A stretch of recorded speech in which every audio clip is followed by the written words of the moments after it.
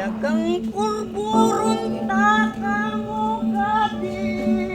Kay hirap ng buhay namin sa piyen. O malaman kung kailan kagay mamamay na ang aming kapilan.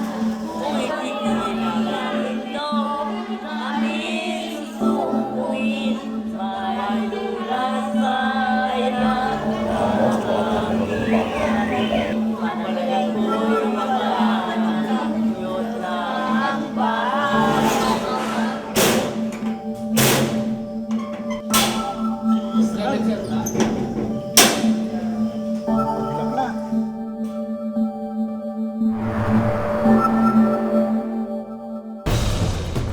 Mental health care o kalusugang pangkaisipan, karaniwang nababalot sa loob ng pader at rehas ng lugar na kung tawagin ay mental. Pero ang problemang ito tila sumasalamin sa mas malalim pang isyung pangkalusugan. Sa huling bahagi ng ikatlong anibersaryo ng Reporter's Notebook, alamin kung nakakatugon ba ang gobyerno sa isang nakakabahalang sakit ng dumaraming Pilipino. Isyung malalim at makabuluhan. Buong tapang na binusisi at binantayan dito sa Reporter's Notebook. Nakagapos, nakakulong, mistulang mga hayop na namumuhay sa sariling hawla. Ilang ulit na nating napanood ang malungkot na kalagayan ng mga mentally disabled o mga taong nawala sa sariling katinuan.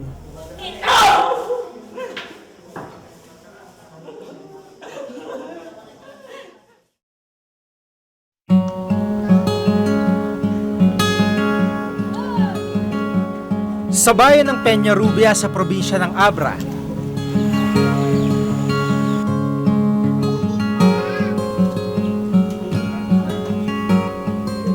nasaksihan namin ang dinaranas ng ilang mga residenteng may sakit sa pag-iisip. Must feed the dog called Laika. The first dog in the moon is Laika. Respect shato, respect boycott. Munog kayo, ma'am. L-A-I-K-A. Ang 25 anyos na binatang ito, mistulang asong nakakadena sa pader ng kanilang bahay. Ang gusto namin awa yung na hindi na pumunta sa malayo kasi maraming taong naghahanap mang naaabala yung maraming tao. Kaya mabuti na lang, ganyan na lang, ma'am. Atomic theory. Mula nang magkasakit sa isip si Rico, 3 taon na nakakaraan, hindi na raw nila tinanggal ang kadena. Mga lakutsara. May tapay na kung tanong samtan sa pinakalutuan. Ako sa bayan? At dantong maramdamag, dundunga ko ba doon? Sa kapirasong sementong ito siya kumakain at nagpapalipas ng magdamag.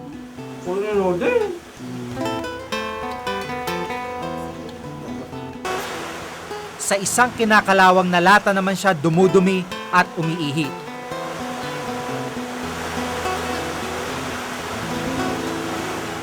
Ang kalahating dipang kadena, nagsisilbi raw proteksyon para hindi makasakit ng kapwa ang binata. Labag man daw sa kanilang kalooban, kinailangan nilang igapos ang anak. Eto, ang pepad nila. Nasakit tinapon ko na, lumda nga. Taiso kong mati katulungan mi, ma'am nga. Tumulong kanya mi mutin. Ta nagsakripisyo kami. Nga nang nagriligat mamo ng paadal. Nga mawan mo't kastamo tinagbanagan mo. Dito na rin siya pinapaliguan. Ayon sa kanyang ina, masipag at mabait na anak si Rico. Katunayan, nakapagtapos pa siya ng kolehiyo. Pero nang mabigo sa pag-ibig, nagkasakit na siya sa pag-iisip. Umiyak ako. Naging pala lumuluha. Pala umiiyak. Papatunan ko lamang na hindi pera ang aking hangat. Dahil may kotse nga sila. Dahil kulang sa sapat na kaalaman, sa albularyo unang ipinatingin ang binata. Pero lumala raw ang kalagayan ng anak. Sabi naman ng mga albularyo, ma'am, nakakain daw ng yung mga nakasisira ng isip, yun naman ang sinasabi nila. Kumonsulta din sila sa doktor, pero dahil kapos sa pera, hindi rin nila naibigay ang mga gamot na inireseta para kay Rico.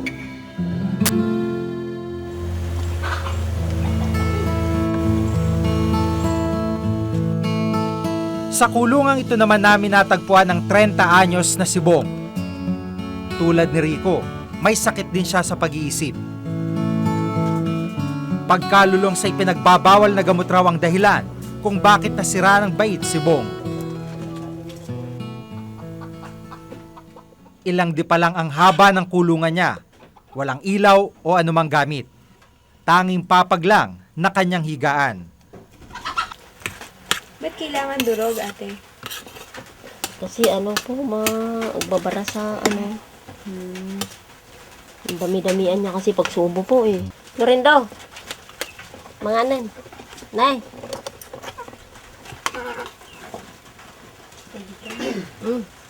Lamon naman ka na ko. Di tulad ni Rico, walang imik at tulala si Bong, ni hindi sumasagot kahit kausapin ng ina. Amoy dumog unay at ako ha. Ulong.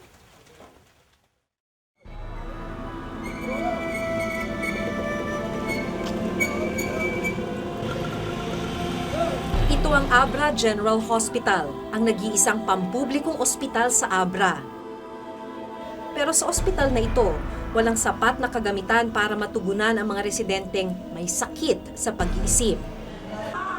Kung kailangang ipakonfine ng isang taong may mental disorder, kailangan pang bumiyahe ng 5 oras patungong Baguio City.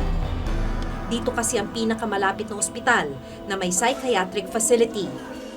Bita ka to. Kaya hindi nakapagtatakang ang mga may sakit sa pag-iisip sa Abra, tsinatsaga na lang ng kanilang mga pamilya sa kanilang bahay. Ang problema kasi dito sa Abra, we only have visiting psychiatrists. With these 27 municipalities, hindi naman niya masakop lahat. Dati yun na pulot nga danom yun lang. Dito nung lang. Hindi ba ba lang ha? Relax mo lang, Juan. Medyo nasakit ngaman sa Juan. Okay, very good boy.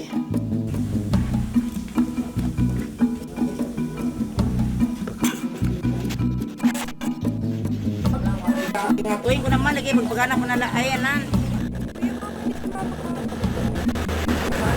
Kukuha ka tao doon?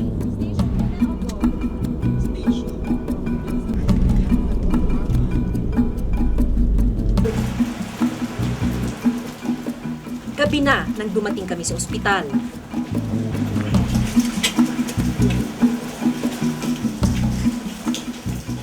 Dalawang espesyalista ang agad sumuri sa kanila. Dito sa Baguio General Hospital, 1 linggong i-confine sina Rico at Bong para maobserbahan.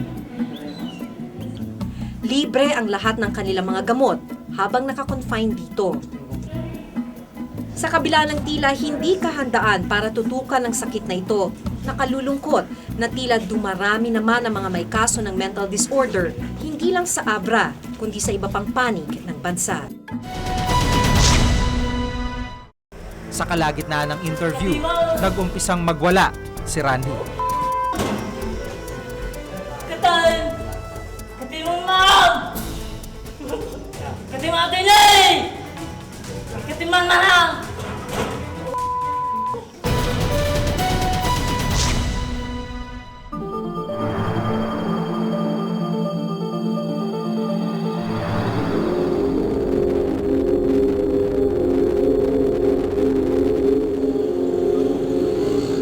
Dito sa Tugigaraw City, matatagpuan ang isa sa mga pasilidad para sa mental health ng bansa. Ang Cagayan Valley Medical Center.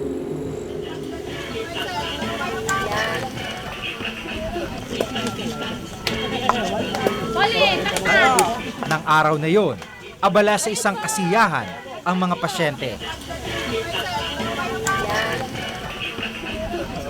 are our behaviorally manageable patients. Sila na yung mga na-rehabilitated, pwede na silang lumabas, but yung mga relatives hindi pa sila sinusundo.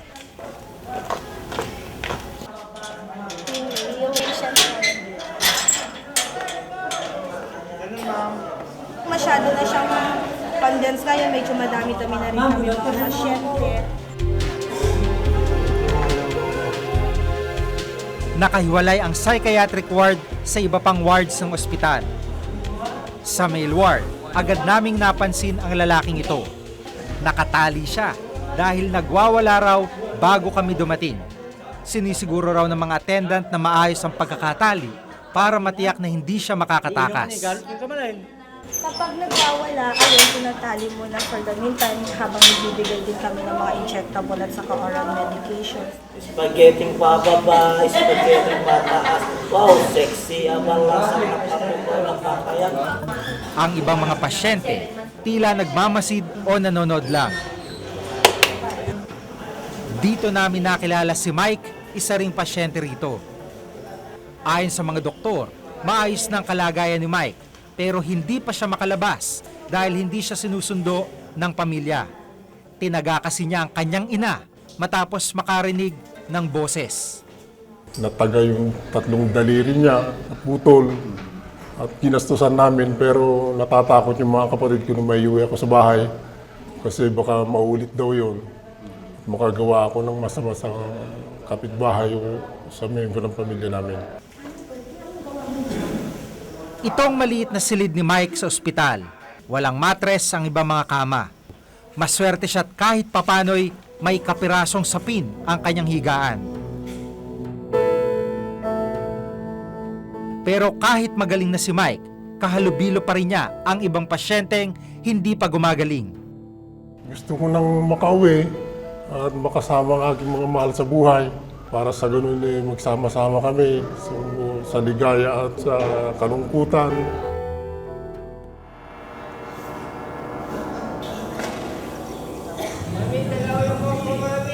Dalawang-daang pasyente ang kapasidad ng psychiatric ward ng ospital. Mahigit 100 ang laman nito ngayon. Pero ayon sa staff ng ospital, kulang pa sila sa budget, tauhan at espasyo. Meron kaming 4 na doktor dito sa Cagayan Valley Medical Center, 2 consultants, 2 residents. Tapos, we cater to the whole valley, including CAR region like Kalinga, Apayao, Mountain Province, and Ifugao. Tapos, as far as Batanes, meron din kami mga patients na dinadala rito. Hindi magamit ang ilang kwarto kapag umuulan. Kaya nagsisiksikan pa rin sa ward ang lahat ng mga pasyente.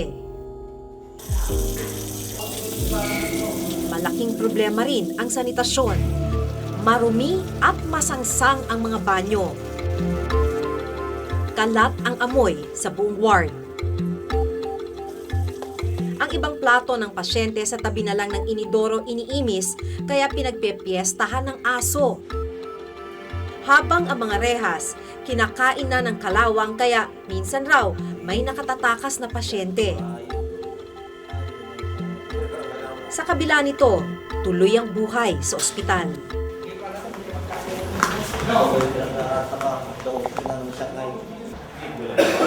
Dahil kulang sa tao, pagdating ng kainan, mismong mga pasyente na rin ang nagbubuhat at tumutulong sa pag-iintindi ng kanilang mga pagkain. Okay na ako, Dok. Pila-pila ang ibang pasyente sa sunning area para kunin ang kanilang pagkain. Kung saan-saan na lang kumakain ang mga pasyente. Dahil walang mesa, sa sahig na mismo kumakain ang ibang may sakit.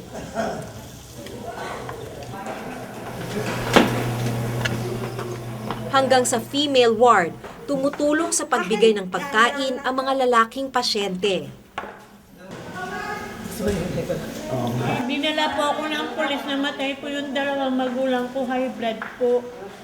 Kaya po ako nagmamakaawa, ma'am. Na may labas po sana ako bukas. Isang stick na sigarilyo. Napakain namin. Lagi raw nagwawala si Princess kaya siya nakatali. Nasiraan ng bait mula nang maging biktima ng matinding krimen. She was raped when she was 16 years old. So after that incident, nagkaroon siya ng hindi nakakatulog. Tapos pagdating niya dito sa amin, iba-iba na yung sinasabi niya, sigaw ng kung ano-ano. Kinakalaglang ang tali ni Princess kapag kakain. Bawal ang kutsara at tinidor sa ward, kaya nagkakamay lang siya. Pagkatapos kumain, si Princess na rin ang nagsusoli ng kanyang food tray. Dahil sa gutom, pati ang nadaanan niyang tira ng ibang pasyente, nilantakan na rin ni Princess.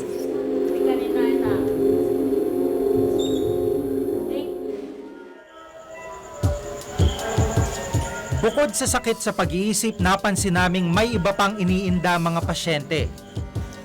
Marami ang mga may sakit sa balat. Ang iba nga, halos makita ng buto sa lalim ng sugat. Hindi raw maiwasan na magkahawaan ang mga pasyente. Katunayan, 11 sa kanila ngayon ay may malalang sintomas ng tuberculosis. Ang iba naman, hindi mapigilan ang panginginig ng katawan. Nahihirapan daw kasi ang mga ito sa side effects dulot ng gamot nila.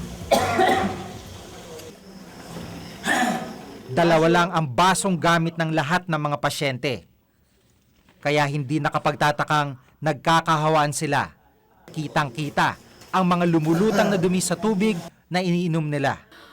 Limited kasi yung fund. We have to allot sa program meds namin. It's not only on mental health ang nai-aalat ng budget from the regional health office. There are other program meds. Okay? So approximately for chlorpromazine and flufenazine decanoate, yun lang ang pwede namin maibigay. Wala pang 100,000 for the whole year. O imagine mo yan. Pagsapit ng gabi, palakad-lakad lang ang ibang mga pasyente. Tila walang dahilan at wala ring patutunguhan.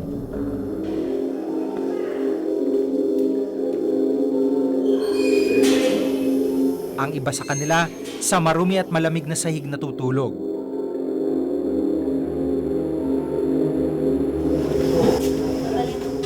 Lumalalim na ang gabi nang inadmit ang isang pasyente.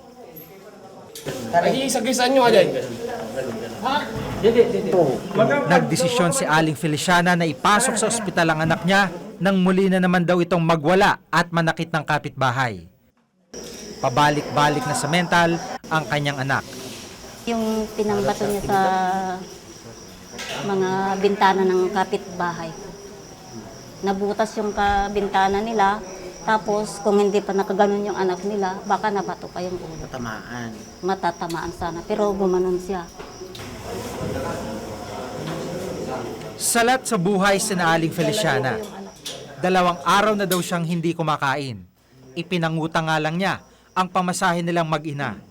Sa kalagitnaan ng interview, nag-umpisang magwala si Randy. Katan! Katimong mom!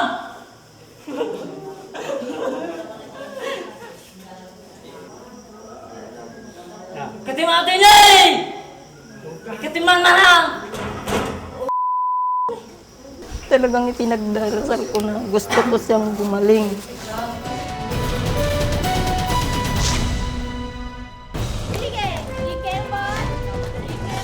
Habang naglalaro ang kanyang mga kasama, tahimik na nagdodrawing si Hannah sa isang tabi.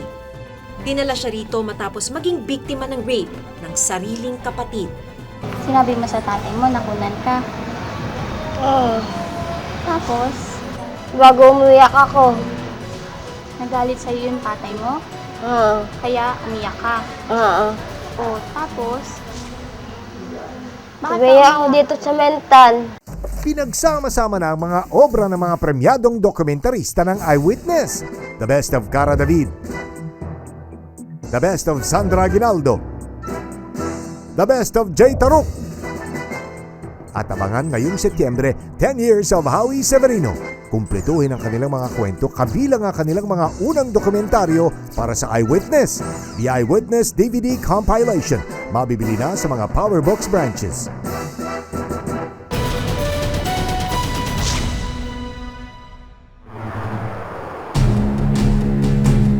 Pagpasok ko pa lang, ito ang unang eksenang tumambad sa akin. 3 taon na ang nakararaan mula nang unang mabisita ng Reporter's Notebook ang Cavite Center for Mental Health. Dito nakakonfine ang halos 300 pasyente. Ayon sa nurse na aming nakausap, malaki na ang ipinagbago ng ospital. Sa dami po yan, hindi ma-accommodate.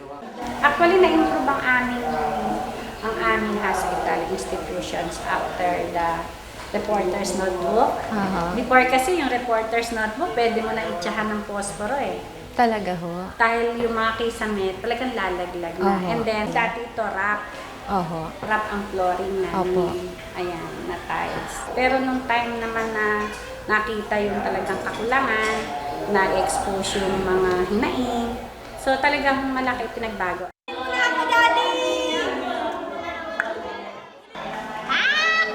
Hindi pa rin nauubos ang mga kwento rito.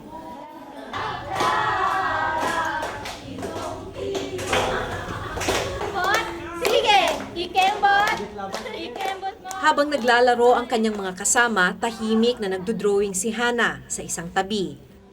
Dinala siya rito matapos maging biktima ng rape ng sariling kapatid. Sinabi mo sa tatay mo, nakunan ka. Oo. Tapos, bago umiyak ako, nagalit sa'yo yung tatay mo? Oo. Kaya umiyak ka? Oo. O, tapos, umiyak ako dito sa mental. Sa Abraman, Tuguegarao, at iba pang bahagi ng bansa, makakakita ng mga kasong tulad ng kay Hana. Hindi na niya na makayanan yung stress sa buhay niya. So, somehow ang pasyente natin nag-shift siya into a real world, and creating their own world. Lumalabas sa pag-aaral na ang mabibigat na karanasan ng mga Pilipino, gaya ng kalamidad, krimen o kahirapan, ay nagiging sanhi ng pagkabaliw para sa ilan. The aggravation of all these life stresses because of the occurrence of disasters should be recognized by people as generating more mental health problems. Maging ang mga karanasan ng pang-aabuso sa ibang bansa ng ating mga OFW, maaaring makaapekto sa kanilang kaisipan. Because of emotional problems or psychosocial consequences, their own uncertainty as they acculturate in new cultures, their own loneliness, their own fears, to some of the harsh conditions that they're subjected into. Dumarami na nga raw ang bilang ng mga Pilipinong may karamdaman sa pag-iisip. Sa NSO survey noong 2000, 0.08 ng populasyon ang may diferensya sa pag-iisip o 88 sa bawat 100,000. Sa survey noong 2004 naman ng SWS, lumabas na mahigit 700 naman sa bawat 100,000 tao ang may diferensya sa pag-iisip. Sa dumaraming bilang ng ganitong mga kaso, may mapupuntahan kaya ang mga Pilipinong nangangailangan ng lunas sa sakit sa pag-iisip? Lagang purburong taka mo gabi. Bagaman puno na rin ang pasilidad ng Cavite Center for Mental Health, may mga bagong pasyenteng dinadala rito kada araw. Kung tutuusin, understaffed daw itong ospital na to. 4 lang ang doktor at may 20 nurse para sa may halos 300 pasyente. Sa dami ng ating pasyente, minsan nagkakaroon talaga ng overload sa ating oras. So, like me, I'm staying here for 48 hours. Tulad ng iba pang pasilidad na aming nabisita, marami pa rin kailangan dito. Ay, isa pa yung yung infirmary, wala rin kami noon. Kasi parang this is limited to psychiatric treatment. So kung merong kailangan ng immediate medical care or surgical care, kailangan pa po namin dalhin sa ibang hospital para mabigyan ng treatment. Nakuha ng WHO ng problems ng mental health. Aminado naman ang Department of Health na siyang may hawak ng National Mental Health Program na marami pang kailangang gawin para masolusyonan ang problema. Sa kasalukuyan, 400 lang ang mga lisensyadong psychiatrist sa bansa na nangangalaga sa milyong-milyong mga Pilipino. Kulang ang resources ng gobyerno, no? Nakikipag-agawan tayo dun sa mga iba pang mga may sakit na nakakakahawa. Pero kung pag-uusapan naman natin yung kung natutugunan naman. Di rin daw sapat ang budget para sa lahat ng kanilang pangangailangan. Budget lamang na ipinibigay ng total health budget, no, ng Department of Health ay about 5% sa mental health. No, more or less mga 480 million a year sa buong Pilipinas. Ang malaking porsyento nito ay napupunta lamang doon sa maintenance, operation, and salary ng mga personnel sa mental hospitals sa different regions sa bansa. 2% noon ay doon sa program, no? Yung advocacy, promotion ng health. Sa buong bansa, mayroon lang 10 mental health facility ang gobyerno.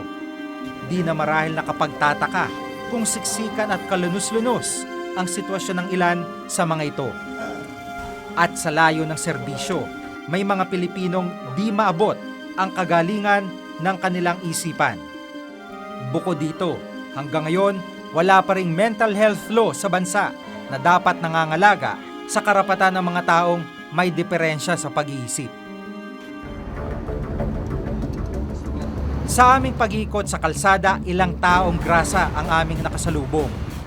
May mga kapansanan sa pag-iisip na palaboy sa lansangan. Tila walang pumapansin at wala ring kumukupkop. Paano nga namang makakamit ang kagalingan kung ikay walang pamilya o tahanan?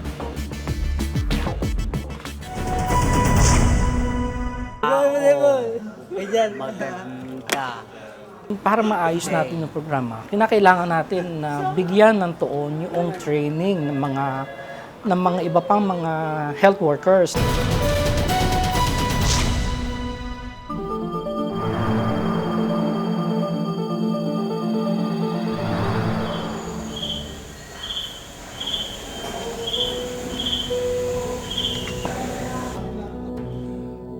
May kakulangan man sa pondo o aksyon ng gobyerno, may magagawa mga pribadong individual, ang mga pamilya at komunidad para makatulong. Para maayos natin yung programa, kinakailangan natin na bigyan ng tuon yung training ng mga iba pang mga health workers na hindi nag-i-specialize sa psychiatry and mental health. Kagaya halimbawa ng mga, kasi devolved na tayo ngayon, yung mga doctors and nurses, saka other health workers dun sa provinces, sa municipalities, mabigyan sila ng tamang training. Ang usapin ng kalusugang pangkaisipan ay karaniwang nababalot lang sa loob ng mga pader at rehas ng mga lugar na kung tawagin ay mental.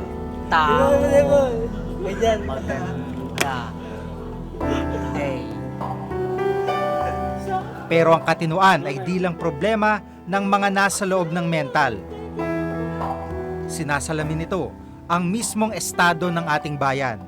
Sana'y ang mga binigyan ng tamang pag-iisip ay gumawa rin ng tamang hakbang at pagkilos. Kuya, kunin mo na ako, kuya!